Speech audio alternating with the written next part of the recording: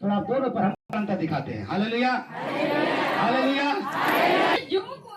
इसलिए जो कोई मेरी ये बातें सुनकर उन्हें मानता है वो उस बुद्धिमान मनुष्य के समान ठहरेगा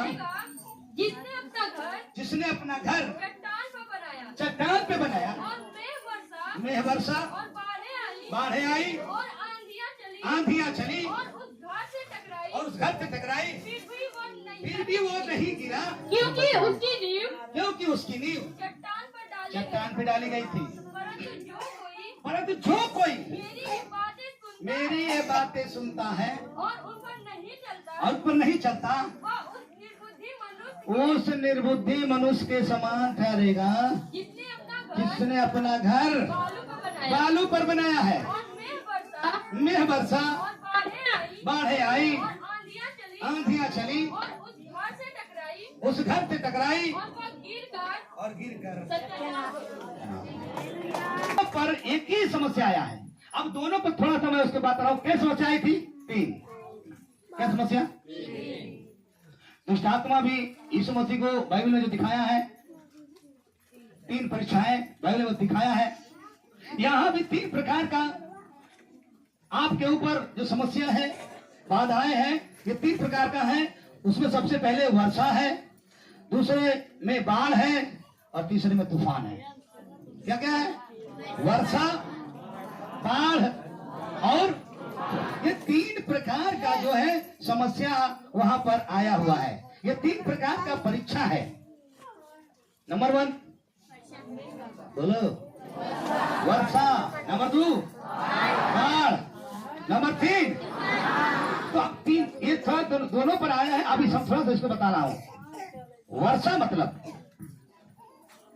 वर्षा, जो वर्षा है वहां पर लिखा हुआ में, उसका मतलब मैं आपको बताना चाहता हूं। वर्षा का मतलब आप उसको आत्मिक रूप से समझिएगा कि विभिन्न प्रकार का तकलीफ। क्या? क्योंकि तो वचन तो हो रहा है घर बनाने का, लेकिन उसको हमें समझना है ना हमारा घर कैसा है, चट्टान पे है या बालू पर है। लेकिन अब वो तो हमारे ऊपर, आपके ऊपर डिपेंड करता है ना। इसलिए मैं झूठा और सच्चाई बता रहा हूं। अब मैं समझाना चाहता हूं, ये जो परीक्षाएं चली थी 3, वर्षा, बाढ़, तूफान। तो वर्षा मतलब होता है विभिन्न प्रकार की समस्या। जब आप प्रभु को ग्रहण करके जब चल रहे हैं तो आप याद रखना आपके ऊपर विभिन्न प्रकार का समस्या आएगा ही। न हो सकता है सताव भी आ सकता है। क्या सकता है? वो सताव आपके घर से हो, बाहर से हो, कहीं से भी हो, वो भी आ सकता है। उसके बाद आपकी संपत्ति की हानि हो सकती है। सुने? हानि हो सकती है। तमाम प्रकार की समस्या आ सकती है, मृत्यु भी आ सकती है। ये सब कहां से आती है? बाहर से आती है। कहां से आती है? बाहर से आती है। तो जितने विश्वासी विश्वास करते हैं, आपको चेक करना है कि कहां पे है। तो मैंने बताया पहला क्या आएगा? विभिन्न प्रकार की समस्या, सताव हो सकता है, या आपकी संपत्ति की हानि हो सकती है, आपके स्वास्थ्य की दिक्कत हो सकता है, आपकी मृत्यु भी हो सकती है। तमाम प्रकार की जो समस्या ये आएगा ही जरूर। हालेलुया, आएगा जरूर। तो कुछ लोग जो है सोचेंगे कि कुछ भी हो सकता है, ये बाहर जाती है। दूसरा बाढ़। बाढ़ मतलब होता है संसारिक अभिलाषा, अहंकार। क्या? संसारिक अभिलाषा, अहंकार, अपने आप को, मतलब आप समझ रहे हैं, बहुत कुछ समझना। ये अंदर से आता है। कहां से आता है? इसलिए हमको बाइबल में लिखा है, पहला यूहन्ना पढ़िए, पहला यूहन्ना 2:15 से 17 पद।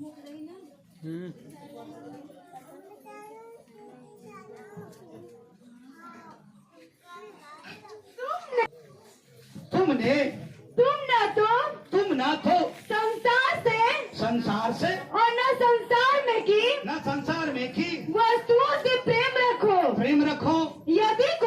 यदि कोई संसार से प्रेम रखता है। वचन में सुनने के बाद आपका दिल दिमाग थोड़ा सा कुछ होगा, ऐसा नहीं करना है। अगर वो सुर्ती खाते तो तुम ना तो संसार से और न संसार में की न संसार में की वस्तुओं से प्रेम रखो। यदि कोई संसार से प्रेम रखता है तो उसमें पिता का प्रेम नहीं, क्योंकि जो कुछ संसार में है अर्थात शरीर की अभिलाषा शरीर की अभिलाषा और आंखों की अभिलाषा और जीविका का घमंड वो पिता की ओर से नहीं है, परंतु संसार ही की ओर से है। संसार का मतलब शैतान की ओर से ही है। संसार और उसकी अभिलाषाएं दोनों मिटते जाते हैं पर जो परमेश्वर की बस ये दोनों मिटते जाएंगे। तो आप कल्पना करो, मैंने क्या बताया, बाढ़ आएगी, क्या आएगी? घर है तो आंधी को रोकोगे, पानी को रोकोगे, आंधी तूफान पानी आएगी। इसी तरह विश्वास करते हो तो आप मुझे में लिखा है जो भक्ति के साथ जीवन बिताना चाहता है उसके ऊपर समस्या आएगी। जो भक्ति से, जो खाली शक्ति से कर मतलब हम आए तो नहीं मिले, ठीक शक्ति का विश्वास है वाला नहीं, भक्ति वाला। इसीलिए ये सारी समस्याएं जो कहां से आती है? अंदर से। कहां से आती है? समझ में आ रहा है कुछ? ये दोनों तरफ से आपके ऊपर जलत होना चाहता है, विजय होना चाहता है। और जब इन दोनों माध्यमों के द्वारा अगर वो असफल हो जाता है तो तीसरा लिया जाता है तूफान। तीसरा क्या लिया? तूफान। बाहर से और अंदर से प्रयास, पहले बाहर और अंदर प्रयास करेगा। इन दोनों माध्यम से आपको ऊपर जयवंत होने के लिए प्रयास करेगा। अगर सफल हो गया तो ठीक है, नहीं होगा असफल तब तीसरा क्या लेके आएगा? तूफान। क्या लेके आएगा? सुन लो जो मैं बता रहा हूं उसको समझ जाओगा, भूत ऑटोमेटिक भाग जाएगा। तूफान का मतलब होता है ये शैतान को दर्शाता है। और मैं बताना चाहता हूं, और इसका मतलब है कि आपके अंदर डर डालेगा। क्या डालेगा? डर, शंका, निराशा, ये तमाम प्रकार का जो आपके माइंड में क्या करेगा? डालेगा। शंका, डर, निराशा, तमाम बातें आपके मन में क्या करेगा? डालेगा। हालेलुया। तमाम प्रकार का जो है डालेगा। और डालने के बाद आपके मन को क्या करेगा? मतलब उसको छल कपट, शंका, ये सब डालेगा। बोलो हालेलुया। उसको बोलते हैं ये जलता हुआ तीर भेजेगा। क्या भेजेगा वो? क्या भेजेगा वो? जलता हुआ तीर भेजेगा वो आपके ऊपर। इसीलिए पौलुस सबको कह रहा है, सुनो, शैतान जब आपके अंदर मन में डाले जलता हुआ तीर तो आपको करना क्या? पढ़िए इफिसी 6:16। ये तूफान जब लेके आता है तो इफिसी 6:16। इन सबके साथ विश्वास की ढाल लेकर, माइक सही करो, और इन सबके साथ विश्वास की ढाल लेकर स्थिर रहो, जिससे तुम उस दुष्ट के सब जलते हुए तीरों को बुझा सको। तीरों को क्या कर सको? बुझा सको। हालेलुया। नहीं समझ में आया? एक बार फिर से पढ़िए। और सब बोलो और फिर से और इन सब के साथ विश्वास की ढाल लेकर स्थिर रहो, जिससे तुम उस दुष्ट के सब जलते हुए तीरों को, ये तीसरा लेके आएगा और शंका डालेगा मन में, तमाम उसको बात को डालेगा। और डालने के बाद आपको जलता हुआ तीर भेजेगा। लेकिन पौलुस कहता है सावधान, एकदम विश्वास में क्या हो जाओ, और वो भी ढाल लेके एकदम क्या हो जाओ। आप जितने भी, अगर आप पहली वाली लड़ाई देखते होंगे ना तो एक हाथ में तलवार, मध्य 13 से लेकर 22 तक, 18 से 22, ये सब पता चलेगा।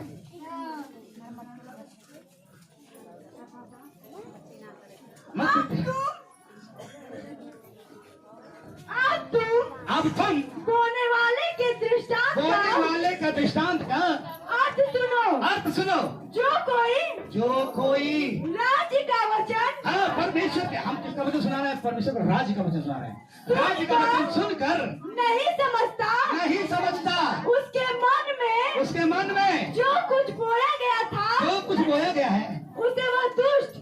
उससे वो दुष्ट अगर छीन ले जाता है। कौन लेके? अब ये झुटमुटैया वाले जो रहेंगे ना, ये बोया जाएगा और दुष्ट आके तुरंत क्या कर लेगा? दुष्ट का कैसे आके? जल्द आके क्या करेगा? शैतान एक भी लेट नहीं करता। शैतान ऐसे नहीं बोलेगा चलो कोई बात नहीं, आज वचन सुन लिया तो 2 दिन हम आराम करेंगे तब। ना ना ना ना, जब वही वचन बोया गया तुरंत उसको पता है कि अगर हम छीनेंगे नहीं तो ये सुन लेगा, दिल में बैठा लेगा, उद्धार पा जाएगा और हमारे हाथ से निकल जाएगा। तो ये वही विश्वासी है जो माँ के किनारे बोया जो गया माँ के था किनारे बोया गया है। और जो पथरीली भूमि आज दूसरा जो पथरीली भूमि पर बोया गया, पर बोया गया, यह वो है हाँ ये वो है जो वचन सुनकर वचन सुनकर तुरंत तुरंत आनंद के साथ मान लेता है पर अपने में जड़ न रखने के कारण, मजबूती नहीं रखने के कारण वह थोड़े ही दिन का है। ओ साधु साथी